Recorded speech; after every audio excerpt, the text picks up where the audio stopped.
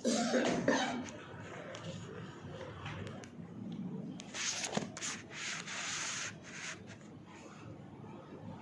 بالله من الشيطان الرجيم. بسم الله الرحمن الرحيم. ولقد همت به وهم بها لولا أن رأى برهان ربه كذلك لنصرف عنه السوء والفحشاء إنه من عبادنا المخلصين. واستبق الباب وقدت قميصه من دبر وألف يا سيدها لدى الباب. قالت ما جزاء من أراد بأهلك سوءا إلا أن يسجن وعذاب أليم. قال هي راودتني عن نفسي وشهد شاهد من أهلها إن كان قميصه قد من قبل فصدقت وهو من الكاذبين وإن كان قميصه قد من دبر فكذبت وهو من الصادقين. فلما رأى قميصه قد من دبر قال إنه من كيدكن إن كيدكن عظيم. يوسف أعرض عن هذا واستغفري لذنبك إنك كنت من الخاطئين. صدق الله مولانا العظيم. گزشتہ کل آپ حضرات کے سامنے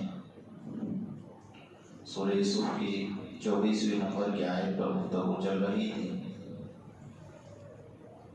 یہاں سے آگے اللہ تبارک و تعالیٰ اس واقعے کو بڑھا رہی کہ واستبق الباب وقدت قميصه من دبر وألف يا سيدها لدى الباب. قالت ما جزاء من أراد بأهلك سوءا إلا أن يسجن وعذاب أليم.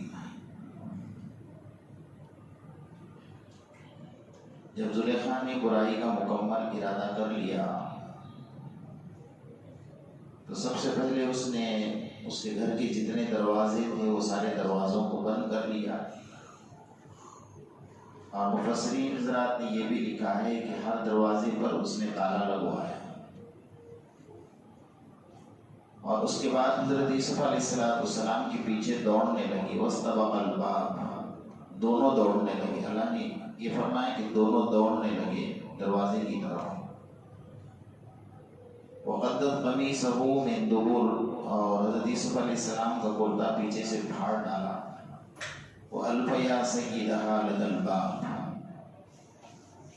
حضرت یوسف علیہ السلام آگے دوڑ رہے تھے اور وہ پیچھے دوڑ رہی تھی، حتیٰ کہ دروازے کے بعد جب پہنچے تو سیدها لدى الباب، زلیخا کے جو شوہر تھے ان کو دونوں نے پا لیے دروازے کے پاس کھڑے ہیں. تو سٹ پٹائی اور پریشان ہو گئی کہ میرے شوہر نے مجھے دوڑتے ہوئے دیکھ لیا. قالت ما جزاء من اراد بأهلك سوءا الا ان يسجن وعذاب أليم. تو فوراً اپنے زبان سے کہنے لگی کہ کیا سزا ہے اس انسان کی جو آپ کے اہل کے ساتھ یعنی آپ کی بیوی کے ساتھ برائی کا ارادہ کرے. الا ان يسجن وعذاب أليم، یا تو اسے قید کر دیا جائے کہ اسے دردناک سزا دی جائے. حضرت یوسف علیہ السلام نے دیکھا کہ یہ پیچھے دوڑ رہی ہے، یہ ورغلا رہی ہے اور مجھ پر الزام ڈال رہی ہے. قال هي راودتني عن نفسي وشهد شاهد من أهلها. حضرت یوسف علیہ السلام نے فوراً کہا کہ یہ خود میرے پیچھے دوڑ رہی تھی اور مجھے اس کام کے لیے ورغلا رہی تھی. وشهد شاهد من أهلها، اسی کے گھر میں سے ایک گواہی دینے والے کھڑے ہو گئے. ان کا قمیصه قد من قبل فصدقت وهو من الكاذبين. گواہی دینے والے نے یہ کہا اور بہترین ایک عاقلانہ فیصلہ سنایا. ان کا قمیصه قد من قبل فصدقت وهو من الكاذبين. یوسف کا کرتا دیکھو اگر آگے سے پھٹا ہے تو تو زلیخا سچی ہے اور یوسف جھوٹے ہیں۔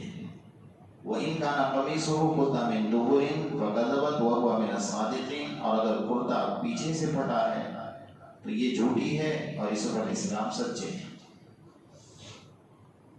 فَلَمَّا رَأَىٰ قَمِيصَهُ قُدَّ مِنْ دُبُرٍ قَالَ إِنَّهُ مِنْ كَيْدِكُنَّ، عزیز مصر نے کرتا جب دیکھا تو پیچھے سے پھٹا ہوا تھا، قَالَ إِنَّهُ مِنْ كَيْدِكُنَّ، تو انہوں نے کہا کہ یہ تیری چالاکی ہے، تیرا مکر ہے، تیرا فریب ہے، تیرا دھوکہ ہے۔ فوراً کہنے لگے اِنَّ كَيْدَكُنَّ عَظِيمٌ، اور عورتوں کی چالاکی بڑی خطرناک ہوتی ہے۔ یوسف أَعْرِضْ عَنْ هَٰذَا، تو فوراً انہوں نے کہا اے یوسف اب اس معاملے کو بالکل خاموشی کے ساتھ رہو، اور فرمایا اس کی چرچا نہ کرو، آپ بالکل خاموش رہو۔ وَاسْتَغْفِرِي لِذَنبِكِ، اور زلیخا کو کہا کہ تو اپنے گناہوں سے توبہ کر لے، اِنَّكِ كُنتِ مِنَ الْخَاطِئِينَ، تو ہی غلط ہے اس معاملے کے اندر۔ یہ ہے ترجمہ ہوا وَاسْتَبَقَ الْبَابَ وَقَدَّتْ قَمِيصَهُ مِنْ دُبُرٍ وَأَلْفَ يَا سَيِّدَهَا لَدَى الْبَابِ، دونوں دوڑے اور دروازے پر پہنچے اور عزیز مصر کو دروازے پر پایا۔ زلیخا دوڑ رہی تھی گناہ کرنے کے لیے، یوسف علیہ السلام دوڑ رہے تھے گناہوں سے اپنے آپ کو بچانے کے لیے۔ دونوں کے دوڑنے میں یہ فرق تھا۔ علماء کرام نے ایک باریک نقطہ لکھا ہے کہ جہاں ایسا کوئی فتنے کا باب آپ کو نظر آئے اور جہاں ایسا لگ رہا ہے کہ بھئی یہ گناہ کی جگہ ہے اور میرے پاس کوئی راستہ نہیں یہاں سے باہر نکلنے کے علاوہ، تو انسان کو ایسی جگہ سے ہٹ جانا چاہیے اور دور چلے جانا چاہیے، راہ فرار اختیار کرنا۔ ہمارے معاشرے میں ایک عجیب ماحول ہے، ایک عجیب معاملہ ہے کہ ہم لوگ یہ بہانہ کرتے ہیں کہ میں کچھ نہیں کرتا ہوں، میں صرف جا کر کھڑا رہتا ہوں۔ میرا دوست شراب پیتا ہے تو میں وہاں جا کر کھڑا رہتا ہوں، میں نہیں پیتا ہوں۔ میرا دوست اگر جوا کھیلتا ہے تو میں صرف کھڑا رہتا ہوں، میں نہیں کھیلتا ہوں۔ میرا دوست اگر کچھ غلط حرکتیں کرتا ہے تو میں نہیں کرتا ہوں، میں صرف وہاں کھڑا رہتا ہوں۔ یہ بہت خوبصورت جھوٹ ہے۔ میں جو جملہ کہہ رہا ہوں اس کو یاد رکھنا، اتنا خوبصورت جھوٹ ہے نا کہ سامنے والے کے دل میں جگہ بھی کر جاتا ہے، کیونکہ یہ ایسا جھوٹ ہے کہ جب تم کھڑے ہوتے ہو تو یقیناً اس کام کے اندر تم بھی مبتلا ہوتے ہو، آج نہیں کل ضرور ہوں گے۔ اسلام کا یہ اصول ہے، یا ایھا الذین آمنوا اتقوا اللہ وکونوا مع الصادقین، اللہ نے قرآن میں یہ فرمایا کہ اے لوگو نیک بنو، اللہ سے ڈرو، نیک لوگوں کی صحبت میں رہو۔ فرمایا برے لوگوں کی صحبت میں رہو گے تو ایک نہ ایک دن گناہوں میں مبتلا ہونا ہی ہونا ہے، اور نیک لوگوں کی صحبت میں رہو گے تو ایک وقت ایسا آئے گا کہ اگر آپ نیکی نہیں بھی کرو گے تو کم سے کم گناہ سے تو بچ جاؤ گے، اور ایک نہ ایک دن اس نیکی کا رنگ آپ کے اوپر چڑھ جائے گا۔ حضرت عاشق علی تھانوی رحمۃ اللہ علیہ کی خانقاہ میں ایک شخص آیا اور آدب گاہ دیہاتی تھا، جنگل میں رہنے والا، اس کو ادب ادب کچھ پتا نہیں تھا۔ اب کئی حضرت کم سے کم 200-300 لوگ آپ کی مجلس میں بیٹھے ہوئے تھے اور کھڑے ہو اشرف علی مجھے تیرے یہاں بیٹھنا ہے۔ اب حضرت کا معاملہ اس طرح کہ بڑے مزاج کے گرم تھے، لیکن جو دیہاتی ہوتے تھے، ناسمجھ ہوتے تھے، جنہیں ادب معلوم نہیں ہوتا تو اس کا بڑا ادب کیا کرتا ہے، بیٹھو بول رہا ہے، وارے دورے بول رہے ہیں، حضرت بیٹھو بول رہا ہے، آ جاؤ، بٹھا لیا۔ اب اس نے کبھی نہ کسی کی مجلس کو دیکھا تھا، نہ نمازیں پڑھی تھی، اس کے لیے بڑا مشکل مرحلہ تھا۔ لائن میں کھڑے رہ کر وہاں تو بڑے بڑے وزیر آتے تھے، بڑے بڑے کروڑوں پتی انسان آتے تھے، سب کو پیالہ لے کر لائن میں کھڑے رہنا پڑتا تھا کھانا لینے کے لیے۔ اسی وقت میں حیدرآباد کے ایک بڑے نواب بھی تھے ساتھ میں، وہ بھی نواب لوگوں کے لیے تو بڑا مشکل مرحلہ تھا کہ بھئی لائن میں کھڑے رہ کر کھانا لینا، لیکن سب کے لیے اصول تھا، چاہے عالم ہو جاہل ہو کوئی بھی ہو، سب کے لیے ایک اصول تھا کہ وقت پر کھانا لائن میں لے کر کھڑے رہو اور بیٹھ کر کھاؤ۔ اس نواب نے کئی دن گزارنے کے بعد پھر وہ حیدرآباد پہنچا، وہاں سے حضرت کے نام سے 1 لاکھ روپے کا منی، اس وقت منی آرڈر ہوتا تھا، بینک کے اکاؤنٹ نہیں ہوتے تھے، تو 1 لاکھ روپے بھیجے اور کہا کہ حضرت آپ کے مجلس میں نے دیکھا کہ لنگر کافی لمبا چلتا ہے، بہت زیادہ لوگ ہوتے ہیں، تو یہ میری طرف سے 1 لاکھ روپے کا ہدیہ قبول فرمائیں۔ حضرت نے اسی وقت اس کو واپس کر دیا کہ مجھے آپ کے ہدیے کی ضرورت نہیں۔ اس کو بڑا غصہ آیا، یار میں نواب ہوں اور 1 لاکھ روپے آج کے دور میں کو، اس دور میں 1 لاکھ روپیہ یعنی آج کے 5 کروڑ روپے کے برابر کی رقم ہو گئی۔ تو اس نے کہا کہ ایسا مرید آپ کو کہاں ملے گا جو 1 لاکھ روپے دے۔ حضرت نے اس کو خط میں لکھ کر بھیجا کہ ایسا پیر تجھے کہاں ملے گا کہ 1 لاکھ روپے واپس کر دے۔ کوئی ہے آج کے دور میں ایسا؟ وہ نواب بھی کھڑا تھا، وہ دیہاتی بھی کھڑا تھا. اب وہ 40 دن تک کے وہ مجلس میں رہا اور برابر وقت پر نماز بھی پڑھتا رہا پابندی کے ساتھ. اس کو کچھ نہیں سکھایا، بس اتنا ہے کہ اللہ کا جب ذکر ہوتا تھا، لا الہ الا اللہ کی جب نعرے اور ضربیں لگتی تھی تو اس کے دل پر ایک عجیب سا اثر ہوتا تھا. تو 40 دن کے بعد وہ پھر واپس مجلس میں کھڑا ہوا. وہ اشرف علی تیرے یہاں کوئی لینا دینا نہیں ہے، میں تو جاتا ہوں. تو نے کہا جاؤ، کوئی بات نہیں. کوئی اس پر سختی نہیں برتی نہ اس کو کچھ سکھایا. اور اتنے دن جو وہ رہا ہے 40 دن رہا اور 40 دن بعد خود ہی نہیں کہا میں جاتا ہوں. ٹھیک. اب یہ نماز پڑھنے کی عادت تھی، گھر گیا تو نماز نہیں پڑھنی ہے جیسا ہم آج کل کرتے ہیں. جماعت میں جاتے ہیں تو ماشاءاللہ تہجد بھی ہماری جاتی نہیں، اور یہاں نہیں تو فرائض کے ٹھکانے بھی ختم ہو جاتے ہیں. تو اس کے لیے نہیں جاتے ہم، اپنا وقت برباد کرنے نہیں جاتے. وہاں جاتے ہیں سیکھنے کے لیے. وہ سیکھ کر پھر گھر آ کر وہی ہمیں کرنا ہے جو وہاں سیکھ کر آئے. تو وہاں جانے کے بعد اس نے کیا کیا کہ یہاں تو کوئی پڑھنے والا ہی نہیں نماز وغیرہ. عشاء کی نماز پڑھے بغیر سو تو اس کو نیند ہی نہیں آ رہی. تو اس نے یہ سوچا کہ چلو کم سے کم فرض نماز پڑھ لیتا ہوں. 40 دن عادت تھی باجماعت نماز پڑھنے کی، فرض پڑھ لیا، سو گئے. آنکھ لگ گئی. خواب میں آقا انعامدار محمد رسول اللہ صلی اللہ علیہ وسلم کی اس کو زیارت نصیب. اللہ کے رسول صلی اللہ علیہ وسلم فرما رہے ہیں کہ اللہ سے دوستی ہے اور مجھ سے کیا دشمنی ہے. اللہ اکبر. کیا فرما رہے؟ اللہ سے دوستی ہے اور مجھ سے کیا دشمنی ہے کہ تو نے اللہ کا بتایا ہوا فرض تو پڑھ لیا اور میری بتائی ہوئی سنتوں کو چھوڑ دی. اللہ گھبرا کر اٹھا.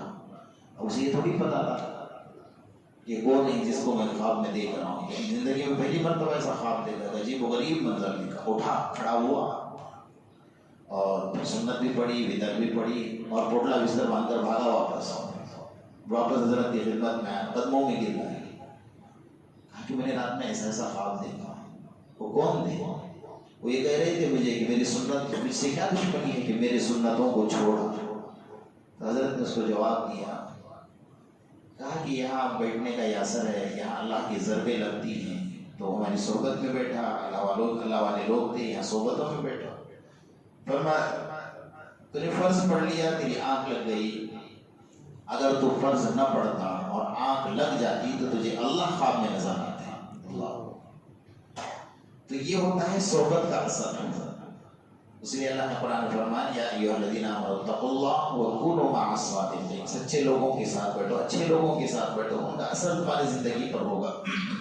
تو ایسی جگہ جہاں ہمیں بچنا ہے، ایسی جگہ سے ہم راہ فرار اختیار کریں، اور جہاں لگتا ہے کہ یہاں گناہ ہے، یہاں فتنہ ہے، یہاں مبتلا ہونے کا اندیشہ ہے، ہم ایسی جگہ کو چھوڑ کر فوراً بھاگیں جیسا حضرت یوسف علیہ السلام نے کیا. یہ ہمارے لیے بہت بڑا سبق ہے.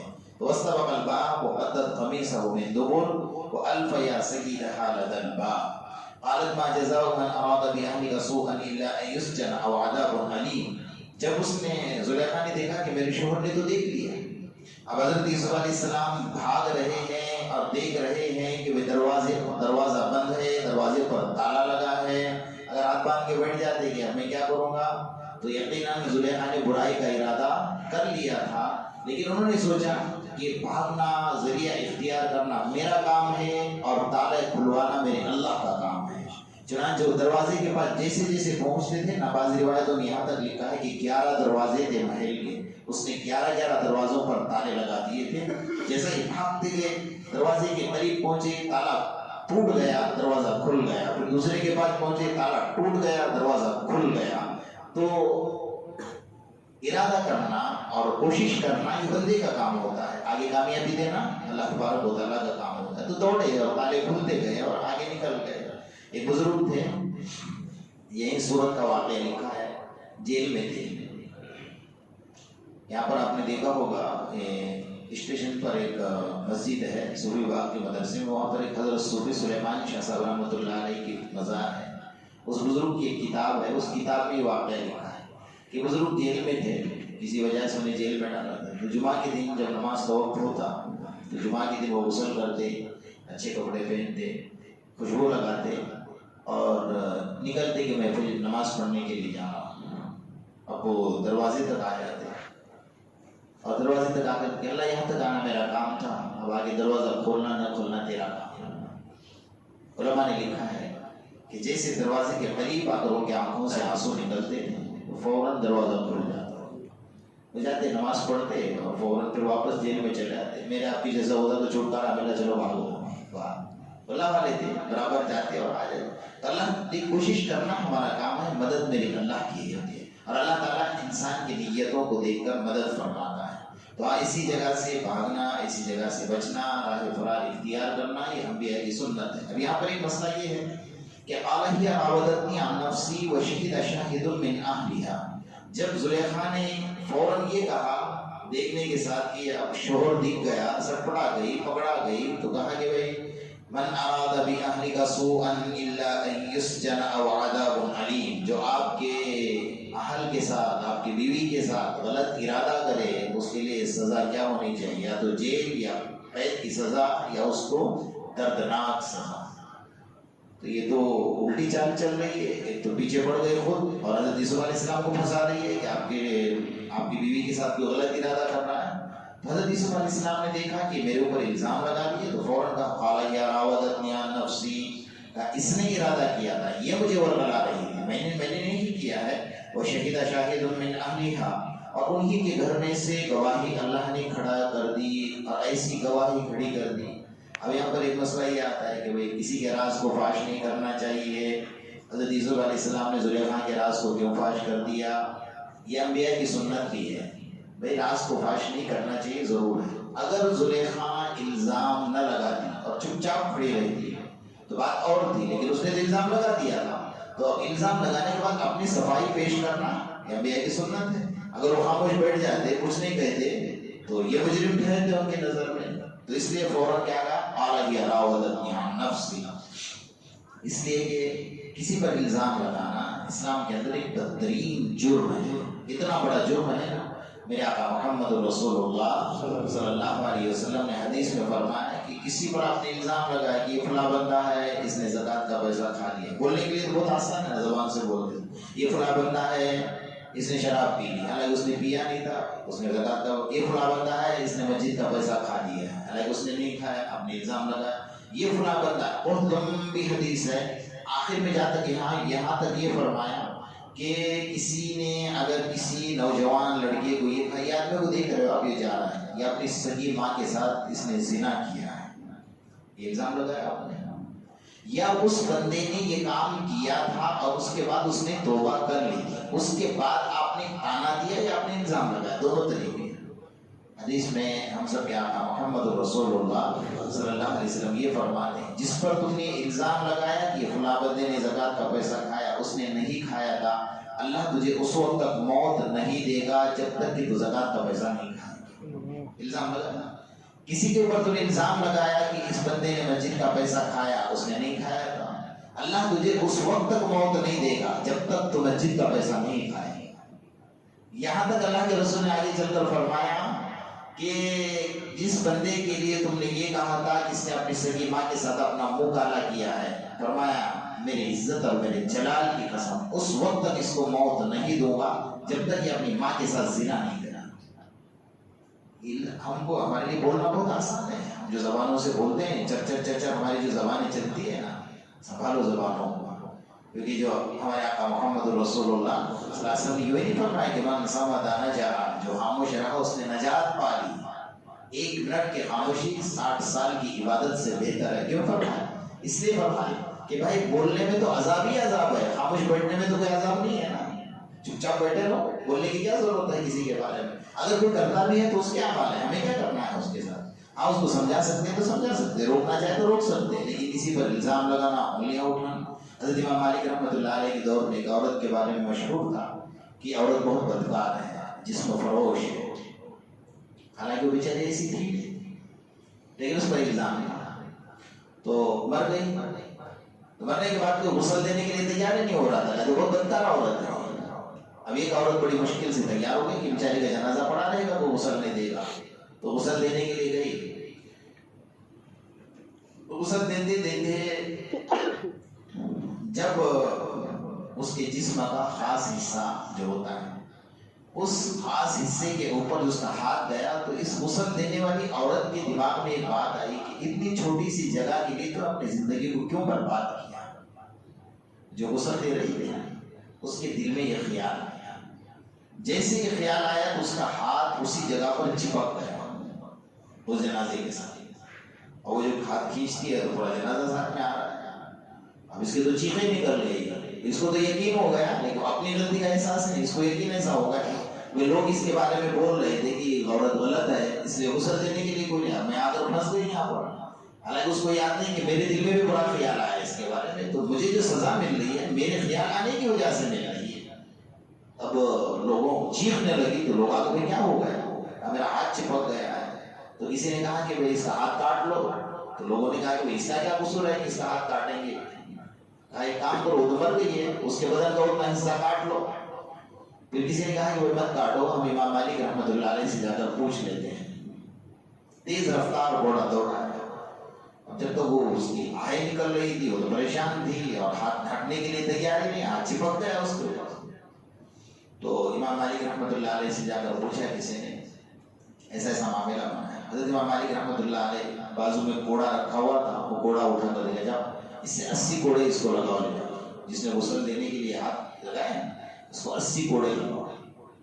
لوگ سوچتے کہ اللہ اس کا کیا قصور ہے بیچاری کا. تو غسل دینے کے لیے گئی تھی. اس کو 80 کوڑے کس بات کے لگا. ثمانین جلدہ ولا تقبلوا لهم شہادتا ابدا. اللہ کا قرآن ہی کہہ رہا ہے. تو وہ بیچارہ آ گیا اور کوڑا لے کر آیا. حضرت امام مالک نے کہا ہے کہ اس کو کوڑے لگاؤ. ایک آدمی کھڑا ہوا اور کوڑے لگانے. تو بیچاری چلانے لگی. ایسا ہی ڈر گئی تھی اور چلانے لگی. 79 کوڑے تک کوئی اثر نہیں تھا. جیسا 80واں کوڑا لگ گیا فوراً ہاتھ ہٹ گیا. جان بچا کے بھاگی. معلوم یہ ہوا کہ کسی پر الزام لگانے کی سزا تہمت لگانے کی سزا والذین یرمون المحصنات المؤمنات الغافلات. فرمایا قرآن فرمان کسی کے اوپر اگر الزام لگاتے ہو تو اس کی سزا اسلام میں دنیا میں 80 کوڑے ہے. فرمایا اس عورت کے اوپر اس نے الزام لگا بیچاری ایسی تھی نہیں تو کہا تو ٹھیک ہے دنیا کی سزا ہے. اب آخرت کی سزا تو بھائی ہے. لیکن آگے اللہ نے یہ بھی فرمایا ولا تقبلوا لهم شہادتا ابدا. اگر جس بندے نے کسی پر الزام لگایا تو مرتے دم تک اس کی گواہی قبول نہیں کی جائے. وہ چاند دیکھ کر آتا ہے کہا نہیں تمہاری گواہی معتبر نہیں. وہ 2 آدمی کو زنا کرتے ہوئے دیکھتا ہے میں نے آنکھوں سے دیکھا اس کی گواہی معتبر نہیں ہے. اس کی تکبیر معتبر نہیں. اس کی اذان معتبر نہیں. اسلام نے اتنی بڑی سزا رکھی ہے اس کو. لیکن اس چیز کو ہم سمجھتے ہیں اس کو بہت آسان سمجھتے ہیں اس معاملے کو لے کر. اللہ پاک ہم سب کی اصلاح فرمائے. تو بہرحال اس نے سامنے سے کہا کہ قال ہی راودتنی عن نفسی. حضرت یوسف علیہ السلام نے کہا کہ بھئی اس نے ورگلایا تھا میں نے کچھ نہیں کیا ہے. وہ شہید شاہد من اہلھا. اللہ کا نظام دیکھیے جب بندہ پاکیزہ ہوتا ہے تو اللہ پاک اس کے لیے انصاف کیا کرتے ہیں کہ انہی کے گھر میں سے اللہ نے گواہ کھڑا کر دیا. کس کو تفسیر میں لکھا ہے کہ شہید شاہد من اہلھا. زلیخا کی خادمہ جو تھی اس کا بچہ تھا چھوٹا سا. وہ بچہ نہ بولنے والا دودھ پینے والا بچہ وہ بول رہا ہے. تو عزیز مصر پریشان ہو گئے کہ یہ دودھ پینے والا بچے کے منہ سے کیسے آواز نکل گئی. اور اتنا عاقلانہ فیصلہ اتنا بہترین فیصلہ سنایا. اس نے کہا کہ بھائی دیکھو ان کان قمیصہ قد من قبول فصدقت وهو من الكاذبین. وہ بچہ کہہ رہا ہے دودھ پیتا بچہ چھوٹا کہہ رہا ہے کہ دیکھو کرتا اگر حضرت یوسف علیہ السلام کا آگے سے پھٹا ہے تو زلیخا سچی ہے حضرت یوسف علیہ السلام جھوٹے ہیں. وَإِن كَانَ قَمِيصُهُ قُدَّ مِن دُبُرٍ فَكَذَبَتْ وَهُوَ مِنَ الصَّادِقِينَ. اگر کرتا حضرت یوسف علیہ السلام کا پیچھے سے پھٹا ہے تو پھر جو ہے یوسف علیہ السلام سچے ہیں اور زلیخا جھوٹی ہے. یہ فیصلہ سنا تو اتنا بہترین فیصلہ. عزیز مصر کے لیے بڑا نازک ترین مسئلہ تھا نا فیصلہ کرنا. کون سچ ہے کون جھوٹ ہے کوئی گواہ تو نہیں ہے. یہ بھی کہہ رہے ہیں کہ میں نے کچھ نہیں کیا یہ کہتی ہے کہ میں نے کچھ نہیں کیا. میں کیسے فیصلہ کروں گا. تو اس بچے کے فیصلے پر اس نے دیکھا تو حضرت یوسف علیہ السلام کا کرتا پیچھے سے پھٹا ہوا تھا. تو فوراً کہا فلما رأى قمیصہ. جب کرتا دیکھا قد من دبر پیچھے سے پھٹا ہوا تھا. قال انہ من کیدکم. فرمائے تیری چالاکی ہے تیری چال بازی ہے تیرا مکر ہے. انک کنت من الخاطئین. تو ہی گناہ گار ہے تو ہی خطا کار ہے. فرمایا حضرت یوسف علیہ السلام نے یہ کام نہیں کیا ہے. اللہ تعالیٰ اپنے نظام بناتے ہیں. بنی اسرائیل کے ایک بہت بڑے عابد تھے ابن جریج، تو لوگوں کو بدنام کرنا تھا، تو انہوں نے کسی عورت کو کھڑا کر دیا کہ وہ اس کے اوپر انگلی اٹھا دے، الزام لگا دے. وہ عورت بھی 2 قدم اور آگے تھی، کہا یہاں بھائی انہوں نے میرے ساتھ غلط حرکت کی ہے، میرے پیٹ میں حمل رہا ہے اور ان کا ہی حمل ہے. تو لوگوں نے آ کر چاروں طرف سے گھیراؤ کر دیا اور کہا کہ ان کو پتھر مارو، ان کو سنسار کرو. کہ ہوا کیا ہے؟ کہا فلاں فلاں عورت کے ساتھ اپنے ایسے کہا اگر آپ مجھے لے جاتے ہو تو لے جاؤ وہاں پر ساتھ. کہا وہ تو بچے کو جنم دے چکی ہے اور دعویٰ کر رہی ہے کہ بچہ ان کا ہی ہے. کہا تو بس بچے کو میرے پاس لے کر آ جاؤ. بچے کو لے کر آئے تو انہوں نے اپنی شہادت کی انگلی اس بچے کے نام پر رکھی اور نام پر رکھ کر کہا لا الہ الا اللہ محمد رسول اللہ صلی اللہ علیہ وسلم. فرمایا سچ سچ بتا کہ تو کس کی اولاد ہے؟ وہ بچہ بولنے لگا کہ میں فلاں فلاں کی اولاد ہوں، آپ کی نہیں. اللہ کو کسی کو بات کرنا ہے کر سکتا ہے. فرعون کو حضرت موسیٰ علیہ السلام پر شبہ تھا کہ یہی بچہ ہے جو میری حکومت کو تباہ اور برباد کر دے گا، کیونکہ میں 1,00,000 بچوں کو قتل کر چکا ہوں. تو اس کو تو ہر بچے کے اوپر شک تھا. تو حضرت موسیٰ علیہ السلام تو محل کے اندر آ گئے تو اور زیادہ شک شبہ ہونے لگا. تو پھر اس نے اللہ تعالیٰ نے کیا نظام بنایا کہ حضرت آسیہ کے سر میں کنگھی کرنے والی جو خادمہ تھی اس کا چھوٹا سا دودھ پیتا 1 دن کا بچہ تھا، اس کو جنم لے کر صرف 1 دن ہوا تھا. وہ بچہ گواہی دے رہا ہے کہ نہیں یہ بچہ تمہاری حکومت کو ختم نہیں کرے گا بلکہ تمہیں ختم کر دے گا. لیکن بچے نے کہا کہ بھائی تمہاری حکومت کو یہ بچہ نہیں ختم کرے گا. اللہ نے وہاں سے گواہی دلائی. اور یہاں حضرت یوسف علیہ السلام کے لیے چھوٹا سا بچہ دودھ پیتا شیر خوار بچہ گواہی دے رہا ہے. اللہ کا نظام ہے. وَإِنْ كَانَ قَمِيصُهُ قُدَّ مِن دُبُرٍ فَكَذَبَتْ وَهُوَ مِنَ الصَّادِقِينَ فَلَمَّا رَأَىٰ قَمِيصَهُ قُدَّ مِن دُبُرٍ قَالَ إِنَّهُ مِن كَيْدِكُنَّ إِنَّ كَيْدَكُنَّ عَظِيمٌ.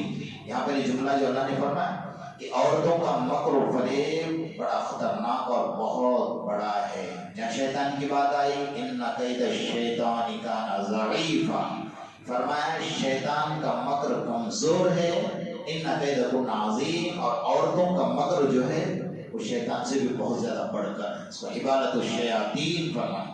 عورتیں جو ہے نا وہ شیطان کی رسیاں ہیں. تو یہ عجیب و غریب بات اللہ تعالیٰ کے قرآن نے فرمایا یوسف عامل عن ھذا، فرمایا یوسف اب اس معاملے کو آپ بس اس طرح اگنور کر دو، جس کو ہم موٹی زبان میں کہتے ہیں کہ اس معاملے کو ختم کر دو اور اس طرف سے اپنا دھیان ہٹا دو. واستغفری لذنبک، اور زلیخا کو انہوں نے کہا کہ تو توبہ کر لے گناہ سے، اور انک کنت من الخاطئین. حضرت یوسف علیہ السلام سے معافی بھی مانگ لی. تو ہی گناہ گار ہے، تو ہی قصوروار ہے اس معاملے کے اندر. تو بہت مختصر میں نے آپ کے سامنے بتایا کہ ہمیں آگے بڑھنا ہے اور واقعے کو پورا کرنا ہے. اللہ پاک ہر گناہ سے ہماری حفاظت فرمائے. اللہ پاک ہم سب کو پاک دامنی عزت اور عفت نصیب فرمائے. بسم اللہ الرحمن الرحیم. وَإِلَٰهُكُمْ إِلَٰهٌ وَاحِدٌ لَا إِلَٰهَ إِلَّا هُوَ الرَّحْمَٰنُ الرَّحِيمُ. اللهم صل على محمد وعلى ال محمد كما صليت على ابراهيم وعلى ال ابراهيم انك حميد مجيد. اللهم ربنا اتنا في الدنيا حسنه وفي الاخره حسنه وقنا عذاب النار وقنا عذاب القبر وقنا عذاب الحشر وقنا عذاب فتنة المسيح الدجال. ربنا ظلمنا انفسنا وان لم تغفر لنا وترحمنا لنكونن من الخاسرين. اے العالمین ہم تمام کے صغیر اور کبیرہ گناہوں کو معاف فرما. اے اللہ جو گناہ جان بوجھ کر نہ جانے کیے اسے بھی معاف فرما. اے اللہ جو گناہ رات کے اندھیرے یا دن کے اجالے میں کیے اسے بھی معاف فرما. اے اللہ ہر شر ہر فتنے سے ہماری اور امت کی مکمل حفاظت فرما. ہمارے رمضان کے روزوں کو قبول فرما، نمازوں کو قبول فرما، زکات دینے کو قبول فرما، تراویح پڑھنے پڑھانے کو قبول فرما، تہجد پڑھنے والوں کو قبول فرما، اعتکاف کرنے والوں کو قبول فرما، تیرے راستے میں چلنے والوں کو قبول فرما. یا اللہ ہم سب کے لیے مساجد کے دروازوں کو ہمیشہ کے لیے کھول دے. یا اللہ دروازے بند ہونے سے ہماری حفاظت فرما. اے بڑائی کریم ہم سب کے لیے روزی کے دروازے کھول دے. یا اللہ ہم سب کو رزق حلال نصیب فرما. حرام روزی سے ہماری حفاظت فرما. ہمارے قرض کی ادائیگی کے اسباب پیدا فرما. یا اللہ قرض کی ادائیگی کے اسباب پیدا فرما. بیماروں کو شفا عطا فرما. پریشان حال کی مدد فرما. جو دنیا سے جا چکے ہیں کروڑ کروڑ ان کی مغفرت کا فیصلہ فرما. اے اللہ جن کی اولاد نافرمان ہے اس کو فرما بردار فرما. جن کی بیویاں نافرمان ہیں ان کو فرما بردار فرما. جن کے شوہر نافرمان ہیں ان کو فرما بردار بنا. ہم سب کو اپنا اور تیرے پیارے حبیب محمد رسول اللہ صلی اللہ علیہ وسلم کا تابعدار اور فرما بردار بنا. رمضان کی جتنے ایام بچے اس کے ایک لمحے کی قدردانی کی توفیق عطا فرما. اللہ ایک عشرہ ہماری زندگی سے نکل گیا، یا مولا کریم بڑے غفلت کے ساتھ ہم نے نکالا، معاف فرما دے۔ رحمت والا عشرہ ہمارے ہاتھوں سے نکل گیا، یا اللہ تیری رحمت کو ہم نے نہیں لوٹا، معاف فرما دے۔ یا اللہ مغفرت والا عشرہ شروع ہو چکا ہے، یا مولا کریم ہم سب کی مغفرت فرما، یا اللہ ہم سب کی مغفرت فرما دے۔ یا اللہ اس عشرے کی ایک لمحے کی قدردانی کی توفیق عطا فرما، ناقدری سے ہماری حفاظت فرما، شب قدر کی دولت سے مالا مال فرما۔ یا اللہ اگر تو شب قدر عطا فرمائے گا تیرے خزانے میں کوئی کمی نہیں رہے گی، یا اللہ ہم غریبوں کا کام بن جائے گا۔ اللہ ہم سب کو شب قدر عطا فرما، ہم سب کی دعاؤں کو محض اپنے فضل و کرم اور آقا انعامدار محمد رسول اللہ صلی اللہ علیہ وسلم کے صدقے ظفر میں قبول فرما۔ یا رب صلی وسلم دائما ابدا علی حبیبک خیر الخلق کلہم۔ ربنا تقبل منا انك انت السميع العليم وتب علينا يا مولانا انك انت التواب الرحيم۔ سبحان ربك رب العزة عما يصفون وسلام على المرسلين۔